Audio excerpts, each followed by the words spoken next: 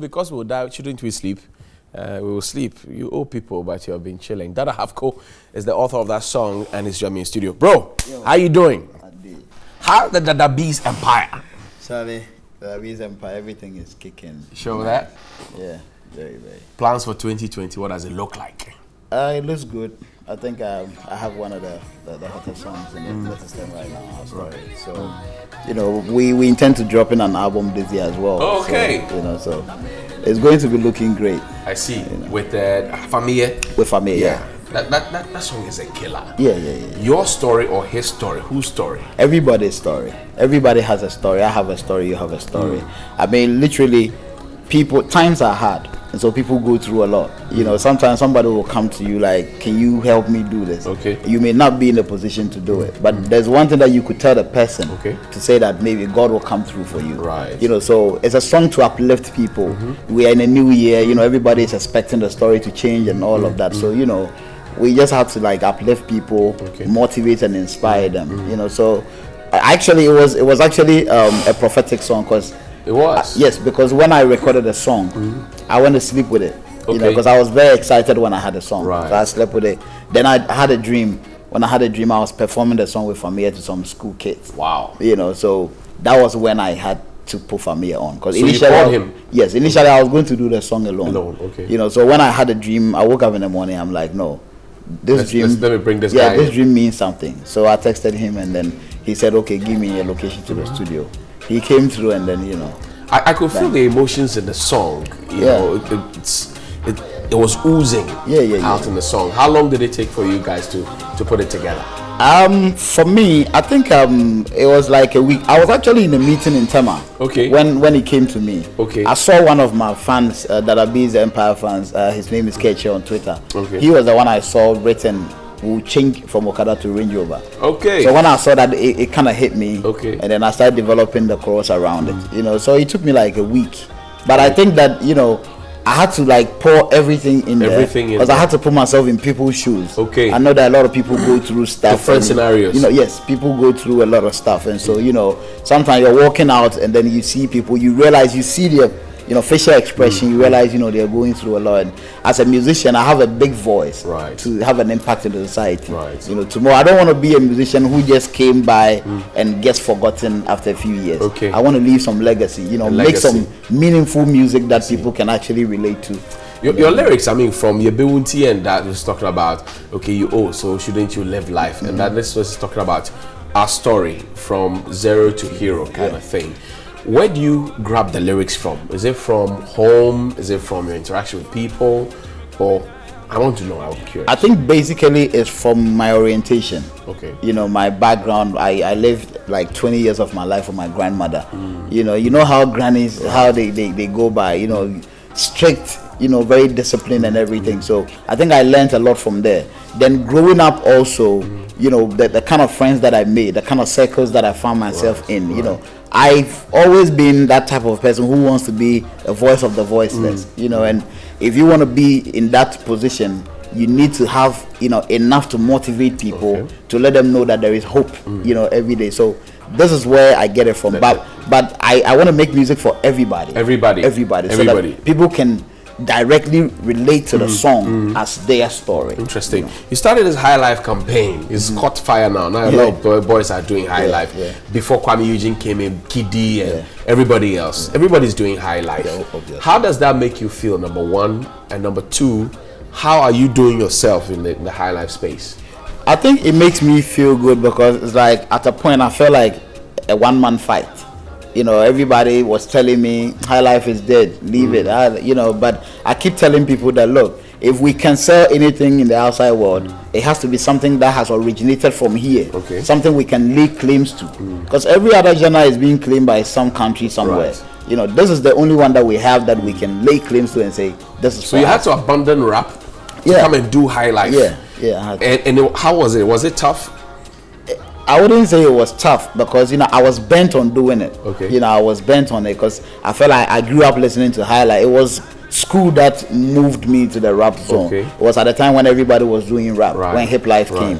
But in my DNA, it's High Life music. You know, so it's been immense and helpful. But for all the other guys who have been the influx of the other guys coming guitar, in, everybody coming in, I'm super happy because I feel like these days the biggest songs in Ghana mostly are high life songs. Do you feel properly rewarded for championing this cause? Well, if I don't get a reward right now, I believe that I'll be blessed eventually. But do you feel rewarded? Not really, but like I'm saying, I'm still here. So the flowers will definitely come. Okay, let's listen to his story with Fami. Enjoy this one. It's a collabo, one of the biggest highlight songs we have around now.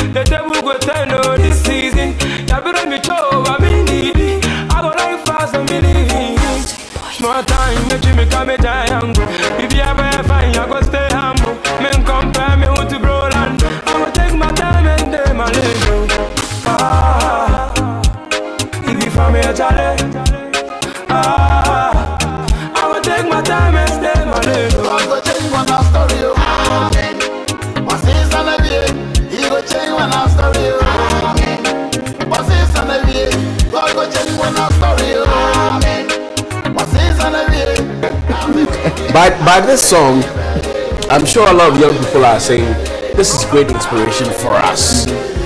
What would you say to those who misconstrue success to wealth, and so they would want to do anything from hookups to 419 to caffeine to everything? What would you say to them?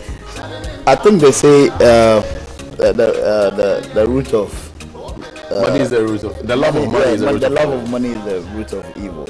If you're somebody that look at the bigger picture, the bigger picture is your future, the things that it comes with. Because most of the decisions that we make today is definitely going to impact on us positively or negatively when we grow up. So if you're somebody who do not care about that, then you're going to find yourself in these kind of areas. But if you're somebody who looks at the bigger picture, thinks about the future and thinks that I want to be 70 and still be healthy and still be out here look after my grandkids, you're definitely going to move away. Are you a bad boy?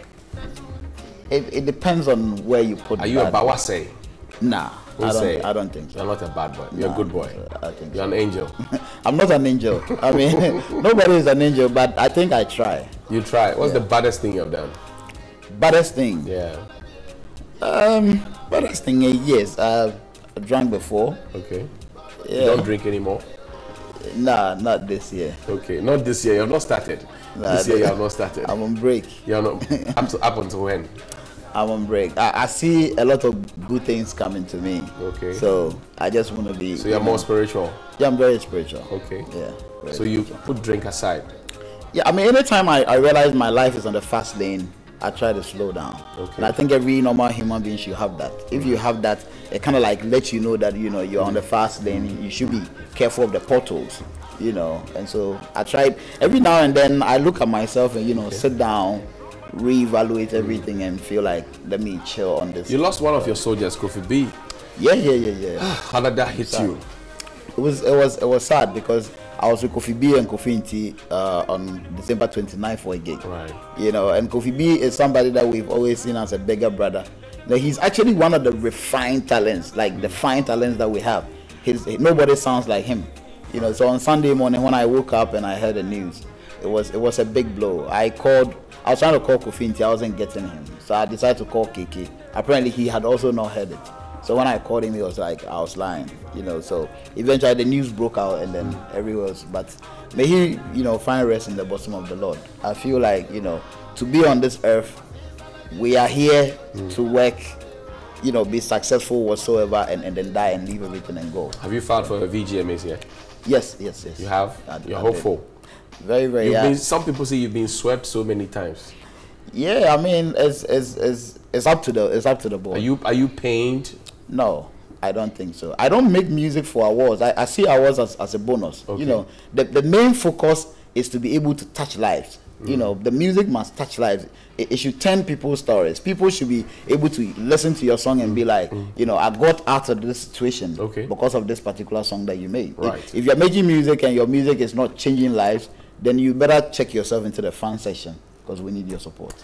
Dada Hafco, any day, anytime, anywhere. Man, Charlie, good to have you here. We'll take a break. We'll return with some more here on TV3 New Day. But you go out there and download that song, Our Story. It's the biggest thing ever within the high life space, and you can't miss it. Get it on your phones, on your tablets, on your computers. Share it, like it, and listen to the wisdom in it.